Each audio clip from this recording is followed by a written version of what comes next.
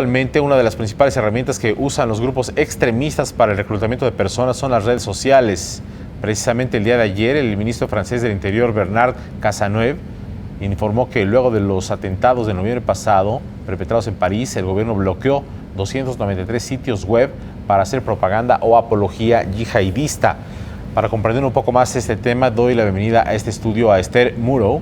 Ella es fundadora y senior consultant de Alineum Business Strategies. ¿Cómo estás, Esther? Hola, bienvenida. Carlos. Muchas gracias por participar en tu programa. Tú eres experta en estos temas. ¿Qué tan grave es esta circunstancia? ¿Crece mucho el riesgo? Sí, el riesgo crece muchísimo y más que todo se dispersa y se vuelve difícil de combatir en muchos casos porque te encuentras con células o con grupos o con personas que se encuentran dispersas en todo el mundo. Ahora no tienes una limitante de frontera, ni de lenguaje, ni de ningún tipo de situación personal que pudiese impedir que eso sucediera. ¿Cuál es el típico camino del grupo terrorista para reclutar utilizando estos métodos? Pues mira, ahora digamos que ISIS se ha convertido en el ejemplo más importante. ISIS tiene hoy entre 45,000 cuentas de Twitter que consistentemente se las tratan de cerrarlas o tratan de evadirlos, pero generalmente han sido muy hábiles en varias cosas que son típicas de otro tipo de grupos, como pueden ser los pedófilos o pueden ser grupos que buscan grupos vulnerables en las redes sociales que ahora son muy susceptibles de que gente de pocos años, de 13, 14, a veces hay niños inclusive de 10 años que ya empiezan a utilizar este tipo de herramientas. O sea, les cierran las cuentas y ellos abren otras. Sí, consistentemente han encontrado algoritmos donde pueden encontrar, te puedes conectar a estas redes sociales a través de ciertos mecanismos que puedes utilizar para negocios o lo puedes utilizar por otros medios. Puedes detectar dentro de estas redes sociales los comportamientos atípicos o cierto tipo de comportamientos o comentarios que pueden tener algunas de las personas que pueden hacer proclive para que sean buscados por algunos de estos grupos en función de sus intereses, en función de sus tendencias, en función de su comportamiento. Lo empezamos a ver desde los ataques de las escuelas en Colorado, no sé si recuerdas, en Denver. Sí. Siempre se encontraba que habían sido chicos que habían anunciado o casi anunciado este tipo de cosas dentro de sus redes sociales. Hay mucha susceptibilidad a grupos vulnerables dentro de las redes y es muy propicio para gente que típicamente no sería socialmente tan aceptado o socialmente tan integrado. Es mucho más fácil estar atrás de una computadora, no tener una personalidad real, puedes llamarte de la manera que quieras, robar la identidad de quien tú quieras, hay una cantidad importante. Sí, te mimetizas hacia la personalidad virtual que aparece es correcto, por ahí. es correcto. Ahora, Esther, ustedes como expertos, como una firma que observa todo esto, ¿qué intervenciones hacen con gobiernos, con empresas? ¿Qué recomendaciones tienen? Mira, todo lo que está en una computadora es susceptible de ser tomado por un tercero y eso es lo primero que todos tenemos que entender. ¿Qué tipo de precauciones tomas para que los datos importantes personales o de las empresas no estén en manos de terceros y no puedan ser susceptibles de terceros? Depende mucho de cuál es tu capacidad de inversión y qué tipo de información podrías o no podrías mantener. Es una cuestión también de criterio y una cuestión de cuidado de la información.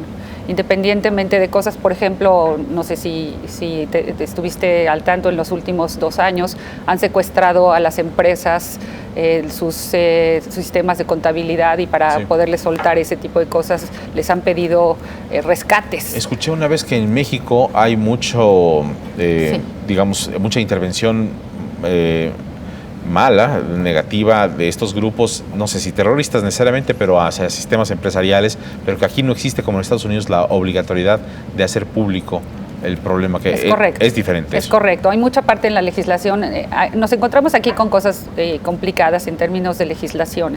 Por un lado, los gobiernos están preocupados por mantener la seguridad de sus ciudadanos, como es el caso de Francia.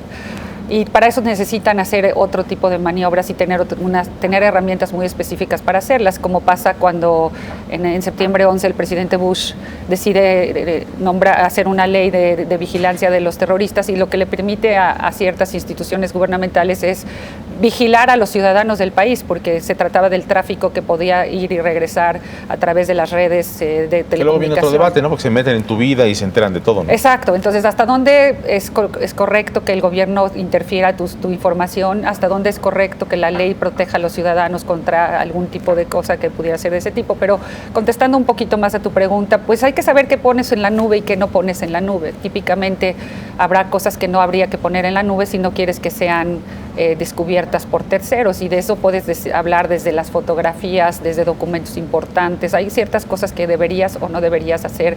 Comunicar, por ejemplo, tus cuentas de banco, mandar tus passwords, es la típica manera en que alguien lo hace. Y cuidar a los hijos, porque hay una parte, antes se podía tener un poquito más de control, antes de los teléfonos celulares, sobre la información que los hijos están manejando dentro de las redes sociales, pero tendrías que estar al pendiente, educar a la gente a entender que hay cierta información que no se puede difundir y no se puede hacer, y qué tipo de información están viendo los chicos y en general, para poder no caer en manos de alguna de estos, como parte de estos grupos vulnerables dentro de estas organizaciones.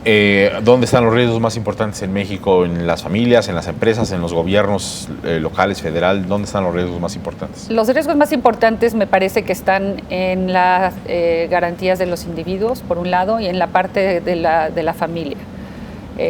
Se habla muchísimo del bullying, ha sido un tema inclusive del presidente de la República. Eso sucede en las redes sociales, sucede a través de las redes sociales. La parte de los pedófilos, acaban de descubrir no hace muchos meses, un par de meses, una célula en la zona de Querétaro. O sea, hay mucha vulnerabilidad en los grupos que son susceptibles de la inocencia o la poca cultura para poder entender cuál es el riesgo con respecto a cómo guardas y dónde guardas la información.